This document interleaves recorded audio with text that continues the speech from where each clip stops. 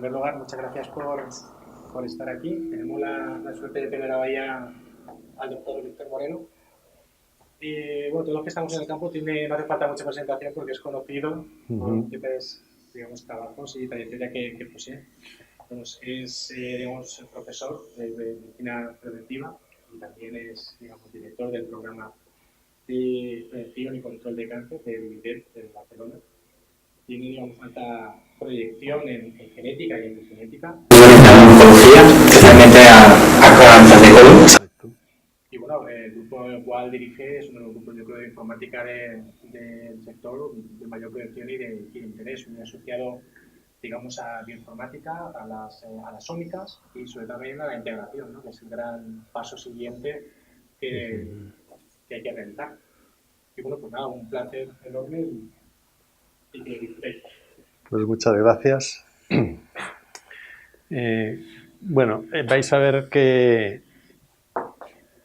el título es sobre redes de regulación. De todo lo que he seleccionado los aspectos que estaban más relacionados con temas de regulación y redes, pero vais a ver que es una charla un poquito más amplia y a mí siempre me gusta. Yo estoy dirigiendo un programa de prevención y trabajo sobre todo en cáncer de colon. Cáncer de colon, me gusta contextualizar, ¿no? Es muy frecuente. ¿Sí? Pensar que a lo largo de la vida aproximadamente un 5% de la gente lo tendrá, y estoy seguro que conocéis a alguien con cáncer de colon porque a todos nos toca, es uno de 20.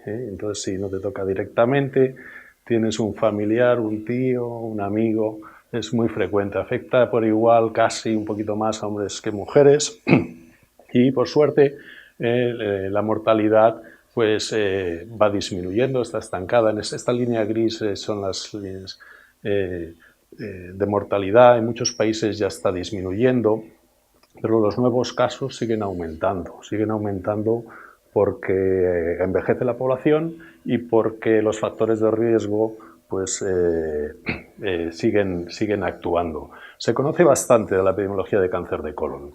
Sabemos que un 80% aproximadamente se llama esporádico, porque quiere decir que aparece supuestamente asociado a estilos de vida. La edad, claramente, es un cáncer de personas mayores, a partir de, en general, los 50 años. La dieta afecta, sobre todo las carnes procesadas. Se ha demostrado que tiene un efecto de aumento de riesgo. Los vegetales son protectores y la actividad física protege, el sedentarismo aumenta el riesgo. Es bueno moverse. La obesidad es un factor de riesgo y el alcohol y el tabaco también, aunque no es un tumor asociado al tabaco clásico como el cáncer de pulmón o el páncreas o el gástrico, también tiene su fracción atribuible. Hay algunas enfermedades como la diabetes o enfermedad inflamatoria que también predisponen, y hay un subgrupo de pacientes que sí que tienen antecedentes familiares, y algún subgrupo más pequeño todavía es hereditario, y en estos casos se conocen los genes, y ahí es otro mundo que yo no voy a hablar hoy. Cuando se conocen los genes, pues hay diagnóstico genético, y también las técnicas de ultrasecuenciación hoy son muy importantes en este campo, sobre todo, por ejemplo, para encontrar una fracción de individuos que claramente tienen un patrón hereditario, pero no se sabe qué genes. Los clásicos no aparecen. Hoy no voy a tocar de esto. También hay un mundo enorme en el que yo trabajo muchísimo, pero que tampoco voy a hablar, que es el de la susceptibilidad genética, polimorfismos que se asocian a riesgo. Es muy interesante y bueno, está intentando explicar esta fracción del pastel, ¿no? Que no es mucha, pero que es relevante. El cáncer de colon, por suerte, el colon es un órgano accesible. Podemos poner un tubo y verlo, cosa que no pasa con otros. Y eso permite conocer mucho de esta enfermedad, y se sabe que antes de que aparezca un cáncer, normalmente aparecen unas lesiones que son benignas, que son los pólipos, los adenomas, y que si se identifican a tiempo, pues incluso con el mismo colonoscopio se pueden quitar, y ya está, y se está curado. Hay que seguir vigilando porque vuelven a crecer, pero la cirugía cura el cáncer de colon cuando se llega a tiempo. Por eso la prevención que llamamos secundaria, la detección precoz, es muy importante. La prevención primaria, que se debía reducir los factores de riesgo, la verdad es que ha sido un fracaso. Ha habido estudios modificando estilos de vida, dieta, lo que queráis, y no han conseguido realmente reducir la mortalidad. Eso no quiere decir que no sean factores de riesgo. El problema es que cuando una persona es adulta y ya tiene unos hábitos, ya es un poco tarde. Hay que actuar en los niños, evitando... Pero la prevención secundaria es súper eficaz. Hoy en Cataluña, y yo creo que la mayor parte de España, yo creo que en Valencia también, hay programas poblacionales de detección precoz de cáncer de colon. Se invita a partir de los 50 años a realizar un test que es pinchar la caca, mirar si hay hemoglobina, y si hay hemoglobina, entonces se hace una colonoscopia. Y también es muy importante, pues los pacientes que se diagnostican, buscar estrategias para que tengan mejor pronóstico. Bueno, en este contexto, yo hace años que trabajo intentando generar datos que ayuden a buscar biomarcadores para diagnóstico precoz o para mejorar el pronóstico.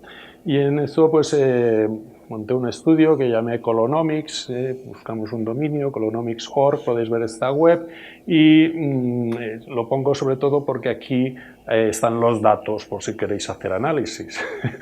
Aquí voy poniendo, entonces, aparte de un poco explicar cómo está el proyecto, aquí vais a encontrar, esta diapositiva pues un poco antigua, pero aquí hay una pestaña de datos y ahí tenéis los datos, y pronto estarán incluso los datos en EGA para los datos genéticos, que no pueden estar aquí. Aquí están los datos procesados. Bueno, el proyecto Colonomics es muy sencillo en diseño. Son 100 pacientes con cáncer de colon.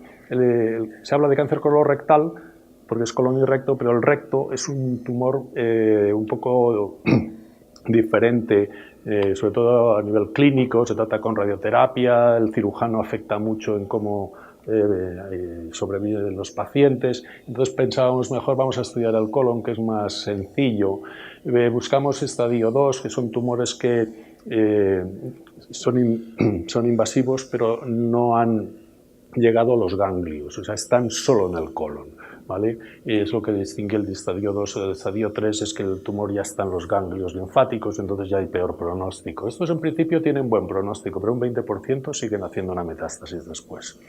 Y eran estables porque hay dos tipos moleculares muy claros, luego hay otros subtipos, y un subtipo es hipermutador, y entonces este, que genera muchísimas mutaciones, se llaman tumores inestables en microsatélites, están asociados a reparación de DNA, defectos en la reparación del DNA. Esos los quitamos porque después siempre son un grupo aparte y son pocos, son un 15%, entonces para evitar tener que excluirlos o quedarnos con un subgrupo muy pequeño, ya fuimos a hacer el estudio solo en estables. Estaban bien operados, no habían recibido quimioterapia, teníamos seguimiento, teníamos tejido congelado, y entonces les buscamos 50 controles, individuos que iban a hacerse una colonoscopia por cualquier motivo, por cribado, por síntomas banales, etcétera, y que nos donaron unas biopsias de tejido sano.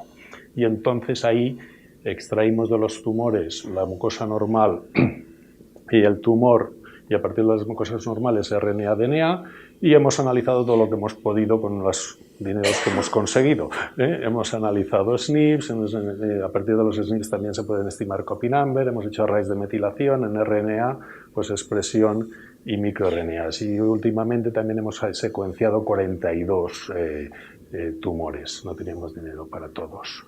Hemos usado las técnicas ómicas que en el momento, este estudio ya tiene unos años, pues era lo que podíamos pagar y lo mejor, pues para expresión usamos los arrays de Affymetrix, el 219, que era una versión, más o menos cubre unas 36.000 transcritos y está bastante más curado que el típico U133. Para copy number también el 60 de Affymetrix, para metilación el de Illumina, el de 450, y los microRNA se secuenciaron aquí en sistemas genómicos. Hicimos el Small RNA-seq con Solid en aquel momento, porque es lo que había, ¿verdad? Y de todas maneras es una tecnología que de cara a calidad de la secuenciación es muy buena, porque tiene el doble control, y la verdad es que estos son los datos que generamos, además de los exomas, ¿verdad? La idea era pues tener una plataforma que pudiésemos hacer estudios. Claro, lo que no tenemos es la proteína, porque todavía hoy es muy difícil trabajar con proteínas a nivel a nivel masivo, ¿no? Empieza a haber alguna tecnología que permite estudiar algunos miles de proteínas, pero difícil. Entonces, bueno, hacemos el proxy de que la expresión, si está alterada, probablemente detrás viene una proteína alterada, y entonces estudiando la expresión, que es fácil, luego vamos a hacer inferencia. El otro día, la semana pasada, estaba en una reunión de GITEC, que es un proyecto que están analizando tejidos sanos. Es un proyecto estupendo, ¿no? de múltiples tejidos en los mismos donantes, y allí sí que están haciendo ahora análisis de proteómica y encuentran una correlación espectacularmente buena, lo cual es muy buena noticia, pero no todo el mundo lo ve, o sea que otros estudios no ven esta relación tan clara. Entonces, bueno, la idea es que la expresión pues puede estar después regulada por metilación, por microRNAs, por variación genética, etcétera, y entonces poder estudiar un poquito esto. Entonces, ahora yo os voy a hacer algunas pinceladas de aspectos que hemos analizado, ¿verdad?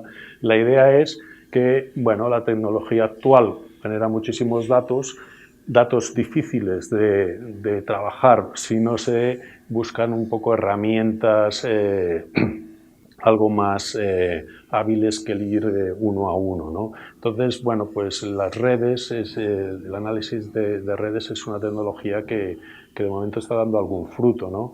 Las redes metabólicas y de interacciones de proteínas son clásicas. Nosotros lo que vamos a trabajar sobre todo son redes de regulación, donde vamos a estudiar pues, cómo los factores de transcripción afectan a genes diana, y también estamos empezando a trabajar, pero sin haber profundizado tanto, pues en relaciones entre microRNAs y genes, ¿verdad?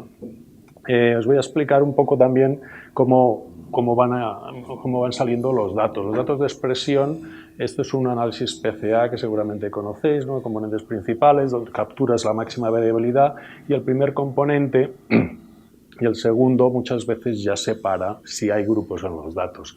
Los puntos rojos son los tumores, los azules son las mucosas apareadas normales morfológicamente, pero en pacientes, y los verdes son los individuos sanos, son mucosas sanas. Entonces, fijaos que el primer componente separa perfectamente los tumores, lo cual quiere decir que el tumor no tiene nada que ver con el tejido sano, pero el segundo componente separa también las mucosas normales en pacientes de las mucosas normales en gente sana, lo cual quiere decir que el tejido sano en un paciente con cáncer no es tan sano. Sano macroscópicamente, pero no a nivel de expresión. Luego esto lo vamos a aprovechar, ¿verdad? Entonces, en la web de Colonomics, pues he montado lo que llamo un browser, ¿no? Poder visualizar estos datos, porque claro, tienes tantos datos que no sabes, y siempre me pide gente, oye, estoy estudiando el gen, no sé qué, ¿me lo puedes mirar? Míratelo tú. Ves a la web y pones el gen y puedes ver en el array las sondas y un resumen de estas sondas con el primer componente principal escalado que captura muy bien la variabilidad. Y entonces siempre los colores los intentamos poner, el rojo el tumor, el azul el apareado y el verde en la mucosa sana. Este es un ejemplo de un gen que en la ciclina D1 que se sobreexpresa en tumores y algo en la mucosa sana, pero no tanto, ¿verdad? Y esta misma web, como tenemos datos de supervivencia, pues te permite ver si hay un posible valor pronóstico para ese gen, sea mirándolo en los tumores, en la mucosa sana, y puedes aquí seleccionar y poner puntos de corte a tu gusto, un poco jugar, porque muchas veces esto hay que hacerlo, pues una vez encuentras algo interesante, ir a ver qué hay, ¿no? De todas maneras, los datos primarios muchas veces no sabes si son buenos o no, y siempre interesa validar, hacer algún tipo de validación. Nosotros hemos validado los datos de estos arrays con PCRs cuantitativas, y la correlación suele ser muy buena para los genes que hemos analizado, no todos. Aprovechando que teníamos que hacer algún estudio concreto, pues hemos hecho validaciones, y en general se replican los resultados. Las validaciones biológicas, quiere decir en muestras totalmente independientes, pues también en la mayoría de los casos las cosas han ido bien, pero no siempre. Esto, mientras lo haces en tejido, en el mismo contexto, suele funcionar. Luego veréis que si cambias de tejido, las cosas ya no van tan bien, ¿no? Por ejemplo, nosotros, uno de los primeros intereses era, bueno, hay genes que son una barbaridad cómo se sobreexpresan en el tumor respecto al tejido sano. Este gen es un candidato para hacer diagnóstico precoz. Si yo lo puedo ver en sangre, en heces, en algún lugar, pues sería estupendo, porque el que tenga este gen alto, si resulta que en el tejido normal no se sobreexpresa, es que algo hay, ¿verdad? Bueno, esta es la idea de buscar biomarcadores de diagnóstico. Y encuentras de estos genes los que queráis, 200 o 300, con estos patrones espectaculares, p-valores 10 a la menos lo que queráis. O sea, en el tumor es precioso, pero vas a la sangre pensando, bueno, si este gen produce una proteína y esa proteína se secreta, incluso después de hacer filtrados y tal, no salió nada. Bueno, salió un colágeno que se sobreexpresaba un poco en los... Aquí ya para mirar en sangre lo que pusimos es también pacientes con adenoma, gente que tenía la enfermedad preneoplásica antes de... para ver, porque eso también interesa detectarlo, porque si tú ves un adenoma lo quitas y ya está. Y salió uno que tenía una asociación, el tamaño de muestra tampoco era espectacular, lo patentamos, pero en cuanto hicimos una serie amplia, resulta que estos tumores siguen teniendo valores altos, pero lo normal es que de entrada parecía que no tenían una expresión elevada. Cuando miras población amplia, resulta que los colágenos pues también se segregan por algunas enfermedades reumáticas que son muy frecuentes, otras condiciones. Total, que esto empezó a subir y a mezclarse, y sí, hay diferencias estadísticamente significativas, pero esto no sirve para diagnosticar porque tiene muchos falsos positivos y falsos negativos. Es una pena. En las pruebas de tumores era espectacular, pero en las validaciones ampliadas esto baja muchísimo. Bueno, seguimos buscando, esto es simplemente que es una carrera larga. Pero estos datos de expresión son muy interesantes también para entender simplemente la biología del cáncer. Entonces, en lo que hemos trabajado mucho es en buscar estas redes de regulación transcripcional. La idea es que hay un gen que puede estar activo o no, y este gen normalmente tiene unos interruptores que son los factores de transcripción, otros genes que hacen que se expresen más o menos. Se conocen la lista de factores de transcripción, hay cerca de, bueno, entre 1500 y 2000 según cómo se buscan, ¿no? Y entonces se pueden estudiar pues, relaciones entre factores de transcripción y con qué genes parece que están relacionados, y estimar estas redes de regulación. Nosotros hemos empleado uno de los algoritmos que hay para hacer esto, que se llama Arachne. Fue descrito por el grupo de Andrea Califano en el 2006, que se basa en información mutua, una versión numérica de la información mutua, que es una especie de correlación no paramétrica que captura no linealidad. Es una versión sofisticada para capturar situaciones donde a lo mejor la correlación no llegaría. La información mutua es un poquito más potente. Computacionalmente es complejo, entonces hay que hacer una serie de asunciones, etcétera. Pero bueno, la idea también es que cuando se estudian información mutua de todos los genes con todos los genes, hay muchísima asociación. Y entonces lo que se hace es un paso final de depuración que se llama el DPI para eliminar las supuestas asociaciones indirectas. Cuando tienes un factor de transcripción que trabaja sobre dos genes, ese gen puede actuar también, puede tener una correlación o una asociación con un tercero, y entonces lo que haces es que eliminas la más débil y de esta manera limpias bastante la red. Y bueno, cuando esto lo aplicamos a los tejidos normales de pacientes, pues encontramos del orden de 1100 factores de transcripción activos que estaban conectados con unos 5500 genes, unas 60.000 conexiones. Una red, como veis, muy compacta, muy Muy bien, este es el componente central, pero bueno, muy relacionado, ¿no? Y esto es lo que se veía en los tumores. Los tumores, los factores de transcripción activos disminuyen casi a la mitad, lo mismo con los genes Diana, y se divide por 3 o 4 el número de conexiones, y ya incluso la representación gráfica de la red se ve que está muy destruida, ¿no? Bueno, esto es lo que hace el tumor. El tumor lo que hace es que desestructura, mantiene una serie, esto no quiere decir que los genes no sean activos, simplemente que no están conectados, se mantiene una serie de estructuras que son las que a la célula le interesan para mantener su capacidad proliferativa, pero nada más. Lo demás, cualquier cosa que frene, mejor lo quito, ¿verdad? Eso es lo que hace el tumor.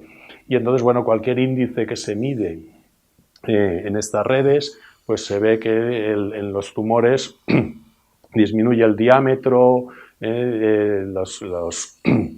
los caminos cortos, etc. Todo esto se traduce después en métricas fácilmente. Es curioso porque la mayor parte de los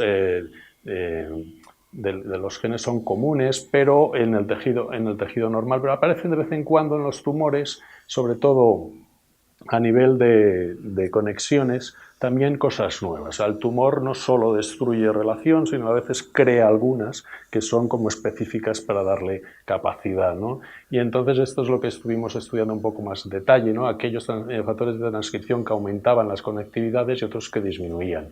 Entonces hay algunos ejemplos que tengo aquí marcados, pero por ejemplo el GREM1, que es uno de los genes que es interesante porque además ha salido en uno de esos estudios de polimorfismos genéticos, está en el pathway BMP, que es importante. Pues sí, en el tejido normal tiene sus conexiones, incluso, pero modesto, pero en los tumores parece que se activa y empieza a regular a cientos, casi 100 targets que antes no estaban activos.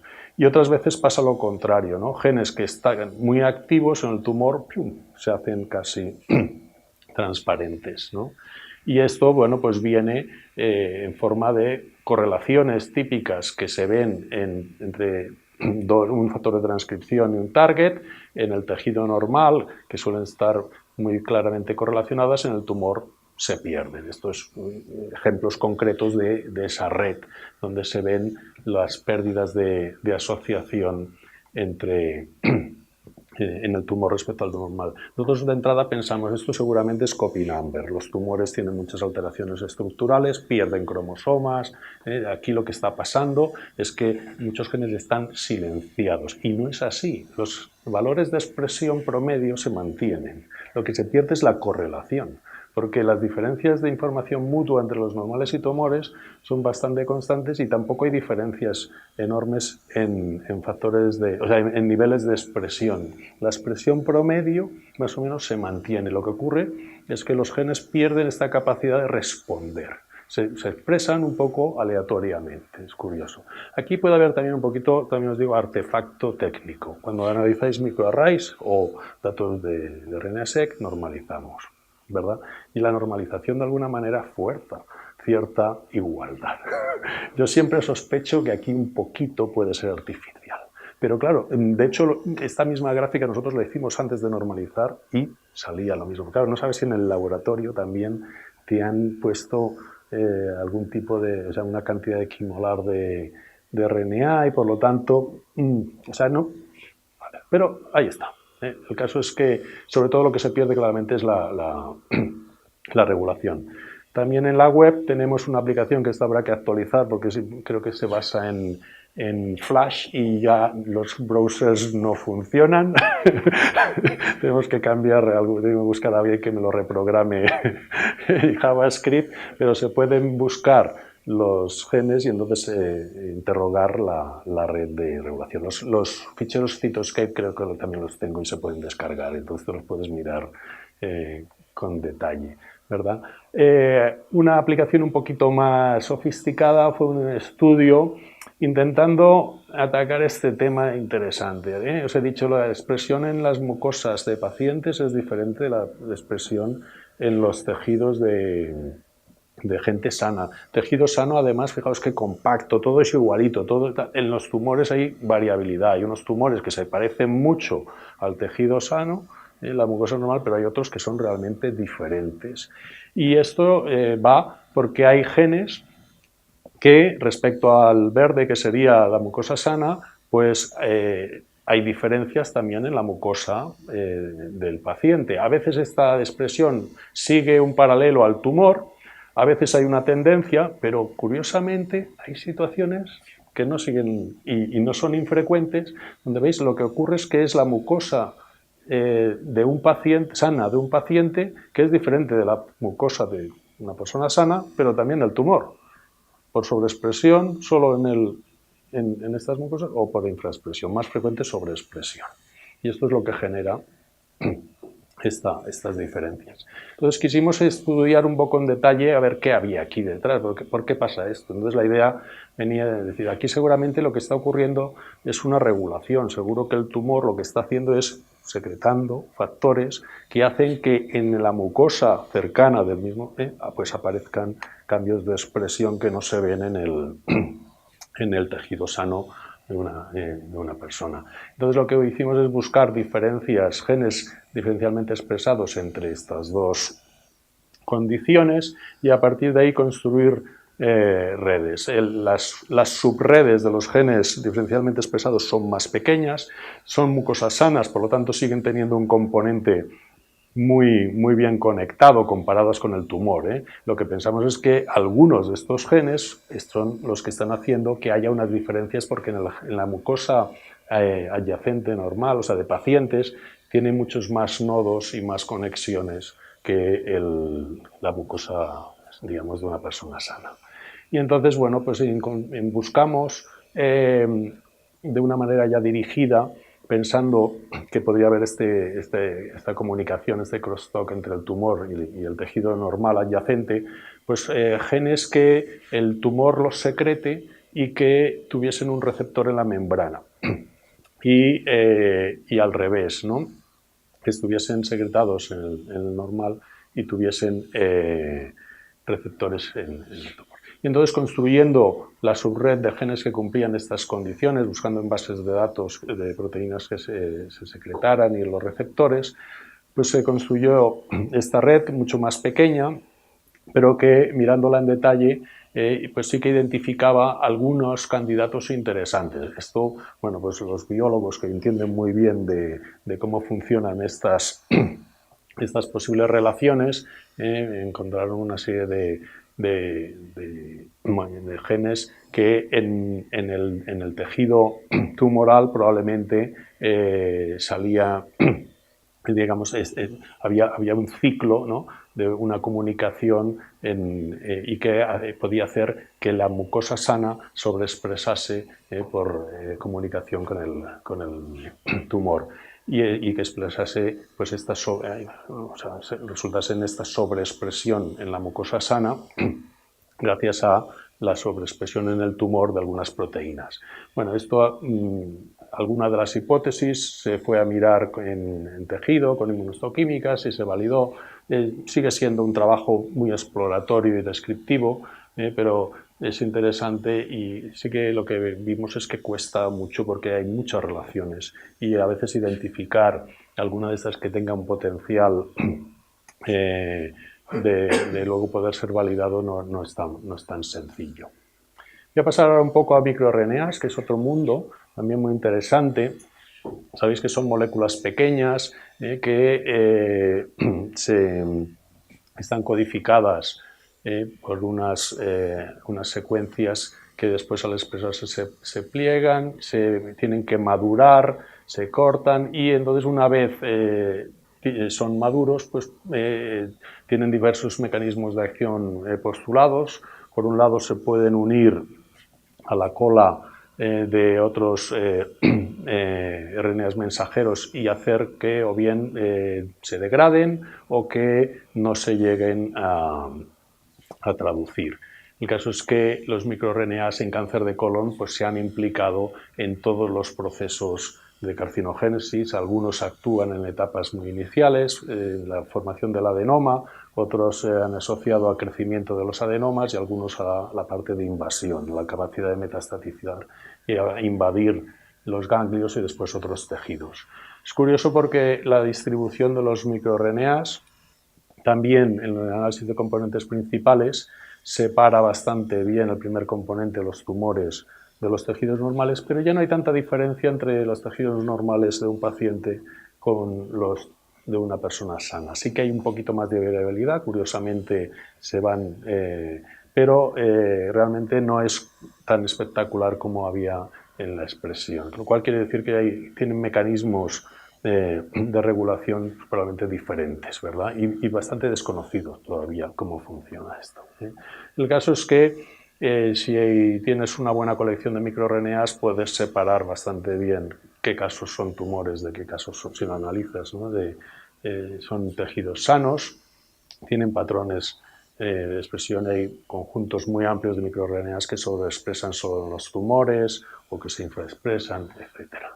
También aquí intentamos utilizar estas moléculas con una intención de a ver si servían para diagnóstico. Es mucho más complejo este tema porque, bueno, en los tejidos, pues sí, encontrábamos tumores que sobreexpresaban algún microRNA, lo pudimos validar por PCR cuantitativa, pero nuestro interés es y en sangre, porque claro, lo que no puedes hacer es una colonoscopia, para eso ya encuentras el tumor, la gracia es encontrarlo en sangre, ¿no?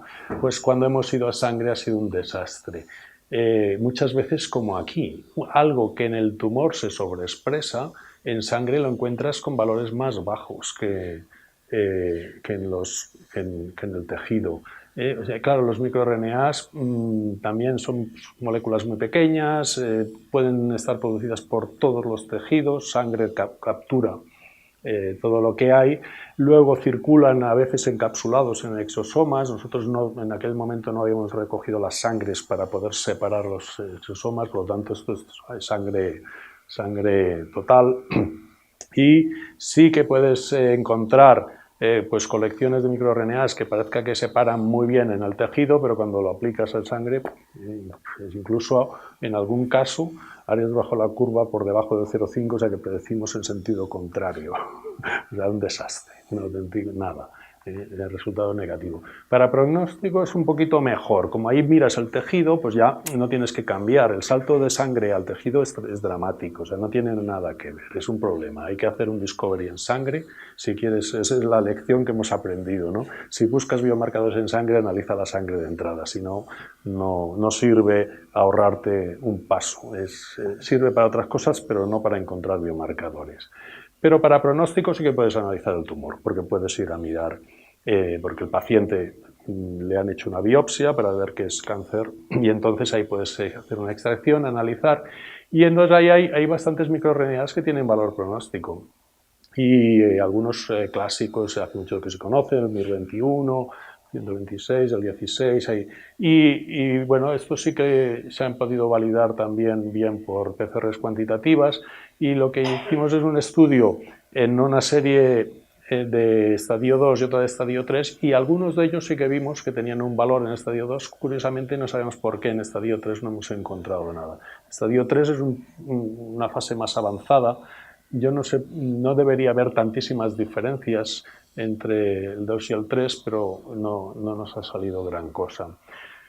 Hemos encontrado alguna asignatura de colección de 6 microRNAs que separan muchísimo mejor y que tienen, si no capacidad de separar individuos que van a progresar, sí cierta capacidad de estratificar. Y curiosamente, cuando buscas en las bases de datos estos microRNAs en qué genes están actuando, con todas las limitaciones que tienen estas bases de datos, intentando rescatar solo las supuestamente validadas, pues sí que aparecen genes que están cuando buscas enriquecimiento, pues están en vías de cáncer colorectal o de cáncer en general, lo cual quiere decir que probablemente algo hay, pero esto también es muy incierto porque la información en estas bases de datos depende de estudios que se hayan hecho, y en cáncer se trabaja mucho y entonces se informa mucho, y entonces es muy fácil que haya información de genes de cáncer porque son los que más conocimientos han generado. Hay un sesgo aquí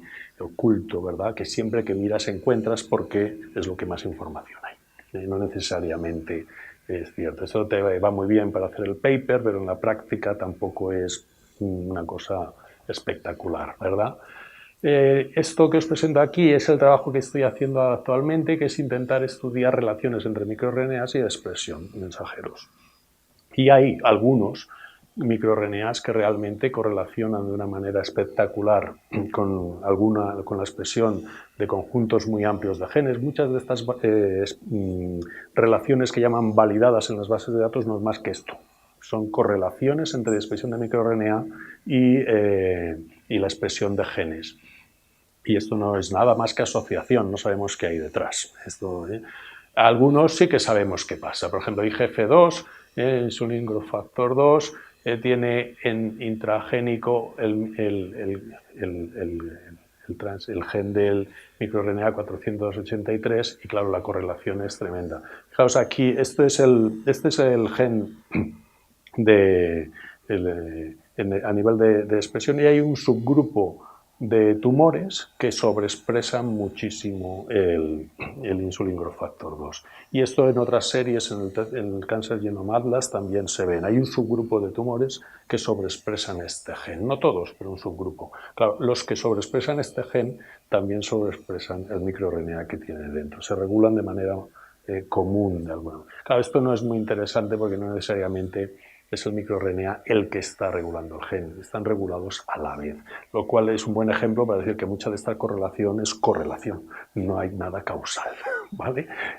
Pero claro, cuando tú los miras todos, salen muchísimos, hay clústeres de genes y de microRNAs que van con correlaciones de 0,8 o más, o sea, una barbaridad, van a la vez, todos a la vez, ¿no? Y hay un clúster en el cromosoma 14, me parece, que es brutal, porque ahí hay un montón de microRNAs, y claro, deben tener factores de transcripciones comunes que cuando uno se activan todos. Y en cascada, pues claro, correlacionan con muchísimos genes. Hemos intentado aplicar otra vez la estrategia de redes. Aquí es bastante más complicado porque tenemos como 600 microRNAs activos en cáncer de colon y unos 15.000 genes. Y entonces, bueno, las redes cuesta mucho de ver estructura, haces las métricas y sí que hay un poquito también de, en el tumor, menor conectividad, menor actividad y muchas menos. Por ejemplo, en la normal hay 11.000, en los tumores solo aparecen 7.000 conexiones.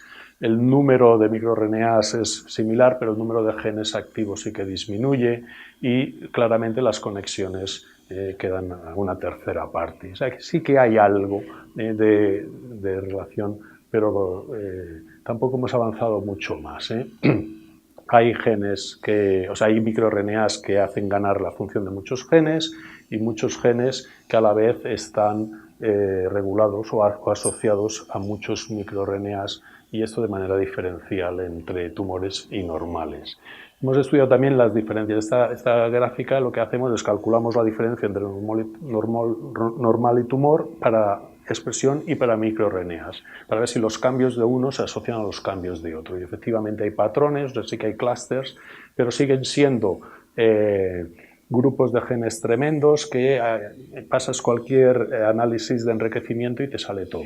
Sale todo porque es que están, o nada especialmente llamativo, porque son colecciones muy grandes de genes. Aquí puede haber tranquilamente 2.000 genes, entonces sale todo. No hemos encontrado gran cosa. Y entonces, para acabar, yo creo que sí que tengo un poco de tiempo de explicaros cosas de la parte de secuenciación, de exoma.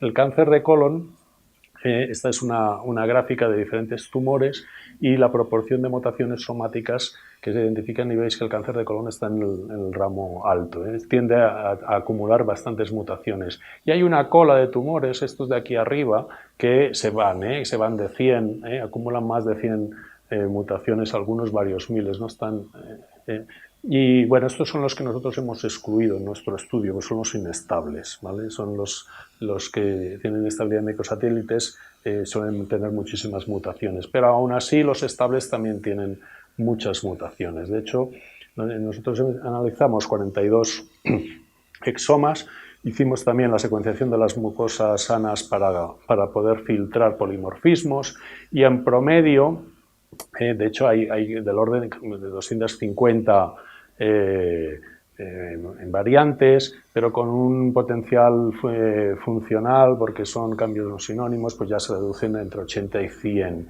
aproximadamente por tumor. Entonces, claro, en 42 se acumulaban 11.000 diferentes.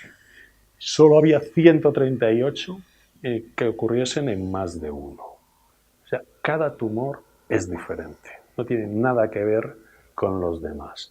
Y sí que hay unos pocos genes, que son los que ya se conocen, que acumulan de manera, eso se llaman mutados recurrentemente, ¿no? El APC, el KRAS, el P53, TTN es mentira. TTN es que siempre sale en todos estos análisis. TTN es el gen más largo del genoma y como es gigante, también tiene muchísimas mutaciones, ¿vale? Este sale recurrentemente, pero no tiene ningún valor funcional. Pero luego los otros sí. El caso es que nosotros analizamos esta lista, muchos ya eran conocidos. El cáncer genomal, cuando ha analizado unos 270 genes, pues encontró prácticamente lo mismo. Y lo que nos fijamos es uno que estaba reportado por el cáncer genomal, pero no le habían dado mucha importancia, que está aquí abajo en nuestra lista. Esto, en nuestros casos aparecía 4 veces mutado, que 4 de 40 es un 10%, con los intervalos de confianza muy amplios, pero ahí está y nos llamó la atención porque era un gen interesante. FAM123B, que también se llama AMER1, la nomenclatura actual correcta es AMER1. Y es un gen que está implicado también en tumores de Wilms y que, bueno, era interesante. Pudimos ver que efectivamente las mutaciones se asociaban a cambios de proteína y además de los 42, como teníamos los 100 tumores de la serie Colonomics, pues lo que hicimos fue secuenciar el gen, porque claro, en los 60 que no teníamos el exoma, y encontramos bastantes más mutaciones, algunas con potencial efecto funcional. Hicimos una serie más amplia y en unos 500 y pico tumores que secuenciamos se mantuvo esta proporción de un 10%, lo cual es bastante interesante. Y además, AMER1 vimos que podía estar alterado por otros mecanismos. Como tenemos datos de metilación, que hoy no os voy a hablar, pero ahí están, pues a veces los genes se inhiben por hipermetilación en el promotor. Y había 2 o 3 casos claramente estaba hipermetilado el promotor y se asociaba a un cambio de expresión. Y también por cambios en número de copias, de lecciones. AMER1 está en el cromosoma X, por lo tanto los hombres solo tienen una copia y si la pierdes, lo has perdido del todo. Y efectivamente, en algún caso que había de elección era hombre. A ver, pero de alguna manera es un mecanismo adicional por el que se puede inactivar este gen. Este gen está en vía de Wnt, que es una vía de señalización muy importante en cáncer de colon, que es la que activa la creación de los adenomas.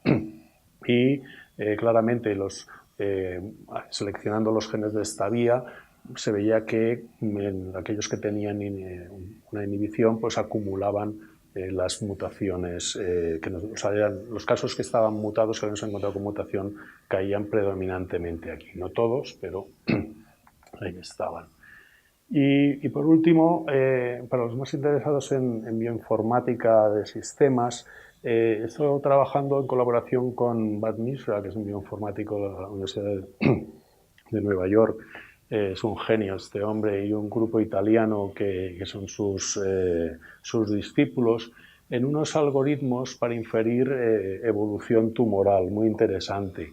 La idea detrás de aquí es decir, bueno, los tumores van acumulando mutaciones, esto se sabe, pero probablemente hay una secuencialidad, unas mutaciones a lo mejor llevan a pues, alterar unos mecanismos que hacen que se acumulen, y entonces imponiendo unas restricciones de secuencialidad, pues se puede inferir con datos transversales lo que serían pues, posibles procesos de progresión tumoral. Entonces, aquí primero empezamos a trabajar con los datos de Colonomics, pero con 42 casos no había suficiente tamaño de muestra para ver gran cosa, y entonces fuimos al TCGA, que tiene 250, ahora ya hay 400 o 500 casos en TCGA.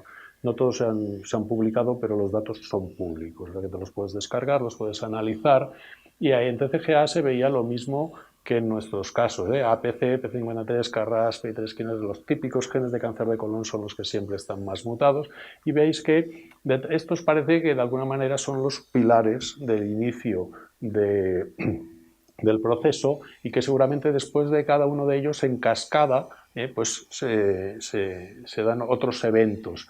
Añadimos también delecciones, porque un gen puede estar inactivado por una mutación o por estar simplemente perdido. Como en TCGA había datos de copy number, cuando había claramente una delección en la lista de estos genes, pues también se añadió como un evento.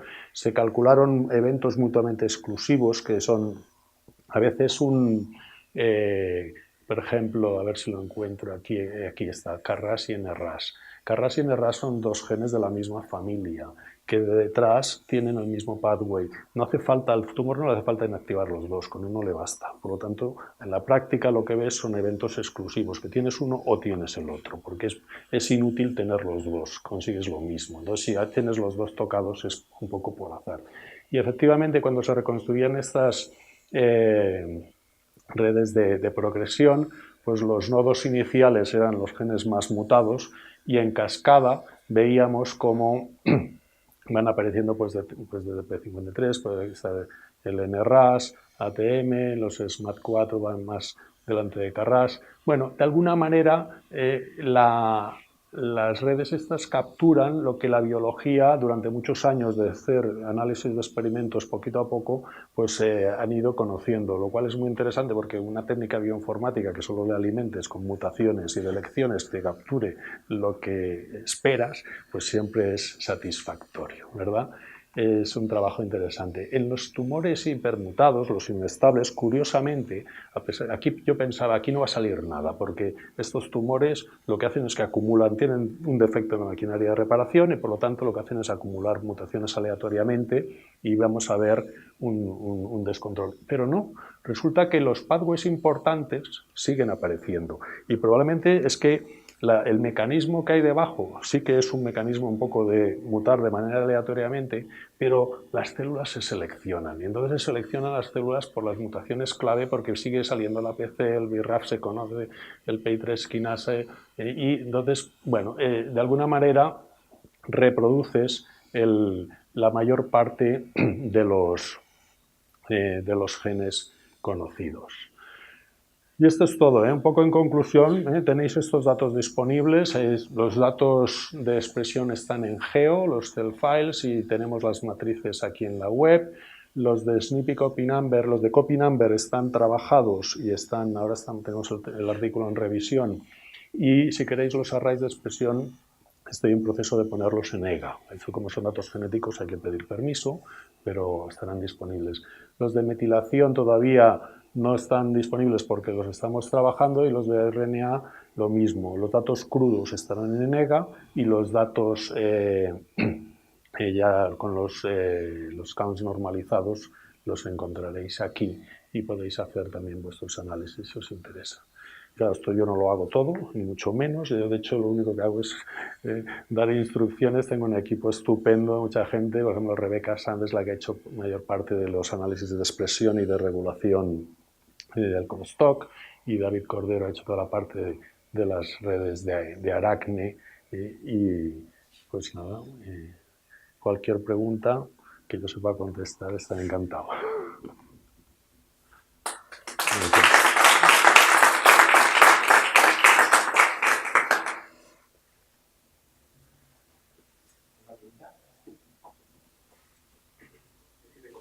Sí.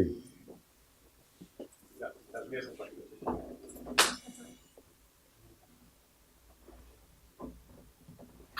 Bueno, enhorabuena por la charla, me ha gustado mucho. Dos dudas, pero digamos, es una parte más fácil. En la segunda diapositiva creo que estaba en la progresión del cáncer colorectal en los distintos países. En España había un incremento brutal en los años 90, ¿eso qué te digo? Bueno, sí, y sigue, no ha parado de crecer. En el resto de países más o menos estábamos en una constante. Claro, lo que ocurre es que esta gráfica seleccionan, sí, y en Estados Unidos está bajando. Estados Unidos y Canadá están consiguiendo que la incidencia, los nuevos casos, cada vez haya menos.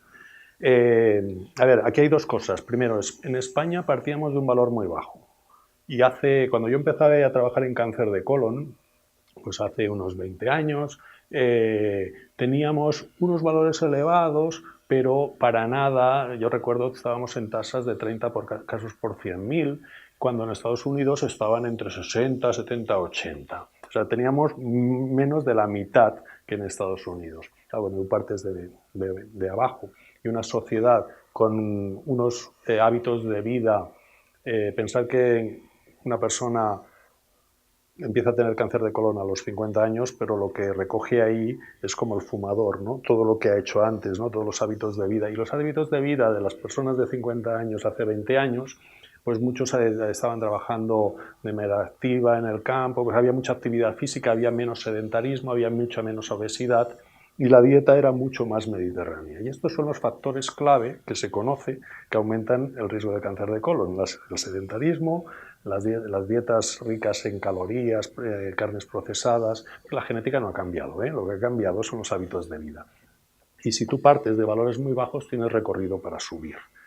¿Qué ocurre? Que además no se hacía nada para frenar esto. Ahora se está empezando a hacer la detección precoz. Ahora, en Cataluña, hasta este año no se ha extendido a toda la población. O sea, nosotros llevamos 10 años haciéndolo en Hospitalet, que es una ciudad al lado de Barcelona. En Barcelona ciudad empezaron hace 4 años y ahora se ha extendido a toda Cataluña, hasta hoy, 2017. No, todavía hay gente que no le han invitado porque no le ha llegado el turno. Se invita a partir de los 50 años. Bueno, todo esto hace que la incidencia tienda a subir. ¿Qué pasa? Que cuando reduces los factores de riesgo, en Estados Unidos han hecho unas campañas brutales, sobre todo por enfermedades cardiovasculares, pero también en general de intentar de reducir un poco la obesidad, siguen teniendo un problema tremendo, de mejorar la dieta. Entonces, bueno, y por otro lado, en Estados Unidos hacen colonoscopia a todo el mundo que está asegurado. A los que están asegurados, pues las aseguradoras, como saben que es un problema, el problema es que si detectas el cáncer tarde es carísimo. O sea, las terapias del cáncer avanzado, entonces vale la pena la detección precoz porque te ahorras un pastón después. Entonces en Estados Unidos hacen colonoscopia a todo el mundo y han encontrado, han cribado ya la mayor parte de los adenomas y ahora la incidencia está bajando, está bajando. Y aquí seguimos subiendo porque no hemos hecho nada de esto, no hemos hecho los deberes. La mortalidad, como depende de otras cosas, se estanca porque la mortalidad aguanta y depende de los tratamientos que han mejorado y depende de otros factores. Además de la detección precoz, políticas de prevención, ¿no sería interesante incidir? Bueno, os lo he comentado, sí, en la gente joven. En la gente joven. Lo que no sirve es, o sea, no se ha demostrado eficaz el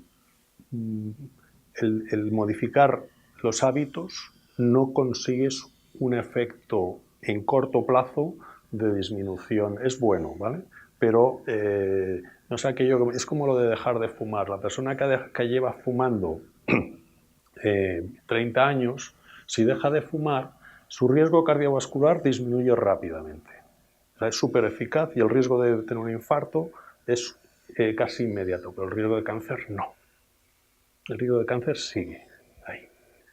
¿Por qué? Pues porque el cáncer ocurre con una historia, tiene una latencia de 20-30 años, todos los tumores. El asbestos, que es factor de riesgo clarísimo de cáncer de pulmón por de mesotelioma, sobre todo, tiene una latencia de 30 años. Ahora están apareciendo los casos que, aunque se han cerrado las fábricas de Uralita, ahora están saliendo los casos.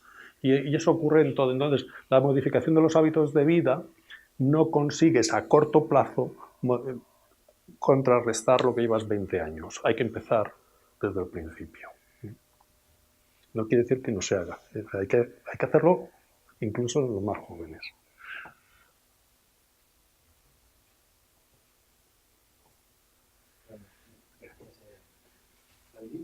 Como bioinformático y, digamos, fan de biología de sistemas en general, me parece un proyecto que es increíble, con muchas perspectivas. Yo creo con varias cosas importantes, ¿no? En primer lugar, la selección quizá de un tumor y de un fenotipo más o menos aproximativo, que es de gran acierto, para no ganar heterogeneidad. Sí. También yo creo que es una gran fortuna poder tener, digamos, gran cantidad de datos, pero más esos datos del mismo paciente, que para el nivel de integración yo creo que es clave.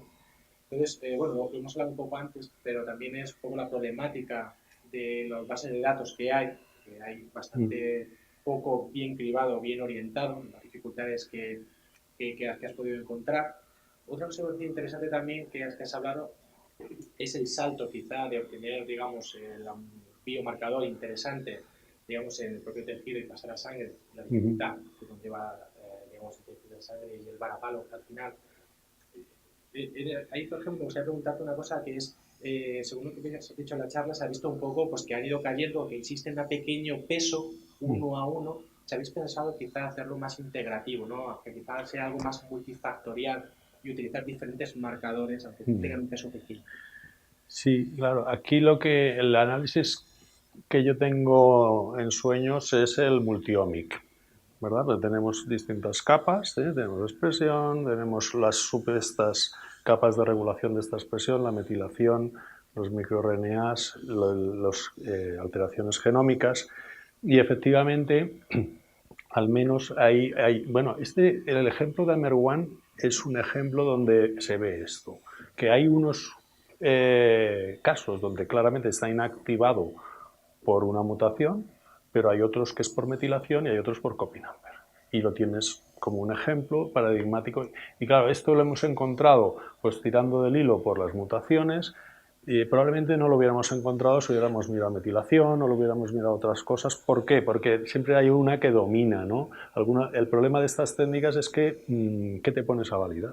Es que tienes miles de opciones, ¿no? Y la vida es corta y hay que intentar buscar algo que tenga... por otro lado, yo creo que otro tema a tener siempre en mente es lo que tú comentabas. O sea, las estrategias de análisis bioinformático son muy potentes. Identifican muchas veces los fenómenos están, problemas encontrarlos, pero al final son correlaciones, son asociaciones de datos transversales. O sea, hoy por hoy sí que hay un dataset mejor que este, que es el TGGA, a nivel de tumores, de cáncer, el Cancer Genome Atlas, pues tienes 500, pero no tienen tejido sano, solo tienen tumores. Entonces ya tienes que buscarte la vida y los tejidos sanos los tienes que poner por otro lado. Si quieres tejido sano está el GTEC, espectacular, pero solo es tejido sano. Y son individuos claramente diferentes. Entonces, claro, si quieres validar algo, luego tienes que ir a estas bases de datos para ver si replicas un poco, o sea, a base de reproducir el resultado, y al final tienes que ir al laboratorio. O sea, necesitas aliarte con alguien que sepa de verdad de biología y que te vaya a mirar la proteína, porque si no acabas ahí. Y entonces, datos longitudinales que os decía, que serían súper importantes, hoy por hoy todavía no existen, porque claro, el tumor es algo dinámico. Bueno, hoy tienes una fase, lo más que puedes conseguir son series de datos en diferentes estadios donde puedes inferir, pero el mismo tumor seguido no existe. No. Se podría hacer con adenomas. Hay gente que está pensando en extraer un adenoma, analizar el adenoma, y como estos vuelven a salir, ir haciendo. En cáncer familiar es más fácil porque tienen muchos más adenomas. Pero el tema de los falsos positivos es tan grave como el de los falsos negativos. Tanto es lo que no encuentras como lo que piensas que has encontrado y al final desaparece. Hombre, es un mundo, yo creo que todavía estamos empezando, ¿verdad? Y entonces algunos temas concretos trasladan a la clínica fácil y rápido, porque a veces encuentras cosas espectaculares, pero cuesta mucho. Bueno, y la secuenciación yo creo que está dando yo no trabajo en tumores hematológicos, pero en los tumores hematológicos, en leucemias, en algunos linfomas, están empezando a usar claramente dianas específicas en función de los genes que se sobreexpresan, y en algunos tumores sólidos también. El tema inmuno que no he hablado es espectacular, y toda la bioinformática del sistema inmune está súper de moda y es muy importante. Nosotros estos genes, y sobre todo los tumores inestables que mutan mucho, generan respuesta inmune. Pero es que estos tumores, que aunque no mutan tanto, también tienen muchas mutaciones, tienen 100, generan respuesta inmune, pero no todos. Bueno, los que generan una respuesta inmune van bien. El sistema inmune limpia las células y tienen buen pronóstico. Los que no son capaces de proporcionar una respuesta inmune porque a lo mejor tienen mutado un gen de esa vía, estos tienen mal pronóstico. Esto es un tema también muy interesante. Hemos publicado cosas muy buenas ahí. Por otro lado también, Sí. Me ha gustado ver lo que has puesto antes de las redes, ¿no? Sobre todo el factor de transcripción. Se ha visto y está bastante, digamos, publicado, en este caso, por ejemplo, de los genes mutados con la red de interacción de proteínas, identificar, digamos, los hubs, ¿no? Son aquellos que también desde el punto de vista farmacológico querrían hacer la criba, ¿no? Aquellos en los cuales bloqueando tendrías un mayor efecto con supuestamente menos efectos secundarios. Me parece interesante también, pues a lo mejor el paso del hub en transcriptoma, si has identificado los factores de transcripción, lo habéis asociado a los hubs y posteriormente a funciones o pathways, ¿no? Digamos un nivel de jerarquía de factor de transcripción y priorizarlo como posible marcador inicial. Esta es una idea muy buena y no lo hemos hecho, pero sí que tengo un grupo de informáticos en mi equipo que están trabajando. Ahora hay muchos datos públicos también muy interesantes de eficacia terapéutica en líneas celulares. O sea, baterías de miles de quimioterápicos probados sistemáticamente en líneas celulares, donde tienes los datos de RNA-seq, donde tienes los datos de mutaciones, etcétera, y entonces puedes hacer. Entonces hay un grupo que está trabajando en construir estas redes precisamente para identificar aquellos perfiles que supuestamente luego van a dar una predicción de buena respuesta para poder seleccionar fármacos, que es un poco en la línea de lo que dices, ¿no? Los hubs son complejos, porque sí que hay algunos, pero yo por otros temas de interés epidemiológico está la vitamina D. Por ejemplo, he estado estudiando la subred de la vitamina D. La vitamina D es un factor protector en cáncer de colon. Parece ser que podría ser una estrategia. Hay quien dice que deberíamos ponernos gramos de vitamina D de suplementos para que serían beneficiosos. Entonces, bueno, esa es el receptor de la vitamina D es un factor de transcripción tremendo, estar súper relacionado y puede ser considerado un hub de los que tú dices, efectivamente, y sale súper conectado. Y se destruye la conexión en los tumores. El tumor se queda ahí, el VTR solito, mientras que en los normales está súper conectado.